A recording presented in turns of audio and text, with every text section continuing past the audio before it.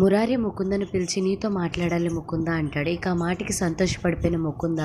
ఏంటి మురారి నువ్వు నాతో మాట్లాడాలంటున్నావా, మన ప్రేమ గురించే కదా అని అంటూ ఉండగా, కాదు నా భార్య కృష్ణ గురించి అని మురారి అంటాడు. నా భార్య కృష్ణ గురించి మాట్లాడడానికి నిన్ను ఇక్కడికి పిలిచానా అని అనగానే ఇక ముకుంద, ఏంటి పద్దాక నా భార్య కృష్ణ కృష్ణ అని అంటున్నావు, తనేమన్నా స్వప్న సుందరా లేదంటే ప్రపంచ సుందరా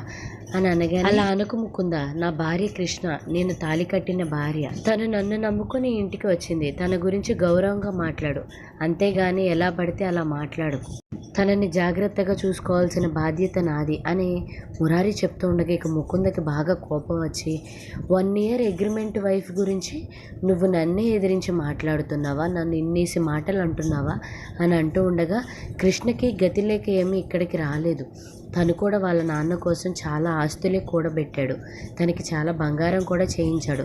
తనకి ఇన్నేసి మాటలు పడాల్సిన అవసరం కూడా తనకి లేదు, నువ్వు తన పట్ల జాగ్రత్తగా మాట్లాడు అని మురారి ముకుందకి వార్నింగ్ లాగా చెప్తూ ఉంటాడు. నువ్వు నీ అగ్రిమెంట్ వైఫ్ కోసం నన్నే ఎదిరించి మాట్లాడుతున్నావు కదా, నువ్వు తనని ప్రేమిస్తున్నావు కదా అని ముకుంద మురారిని అడిగేసరికి, అవును నేను కృష్ణని ప్రేమిస్తున్నాను, తను నా భార్య, 1 year ఉండి వెళ్ళిపోయినా సరే తన్ని ఎప్పటికీ నేను ప్రేమిస్తూనే ఉంటాను, తన జీవితాంతం కూడా నా భార్య లాగానే ఉంటుంది, తను నన్ను వదిలి వెళ్ళి అని మురారి అంటూ ఉండగా ఇక ముకుంద కోపం వచ్చి, ఎంతమందిని ప్రేమిస్తావు మురారి అని అడుగుతుంది. ముకుంద, పెళ్ళవ్వక ముందు వేరు, పెళ్ళయిన తర్వాత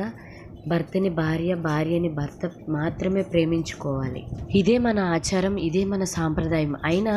కృష్ణ గౌరవప్రదమైన డాక్టర్ వృత్తిలో ఉంది, తన్ని అలా మాటలు అనాలని నీకు ఎలా అనిపిస్తుంది, తన పట్ల నువ్వు జాగ్రత్తగా గౌరవంగా ప్రవర్తించు ముకుందకి వార్నింగ్ ఇస్తూ ఉంటాడు మురారి.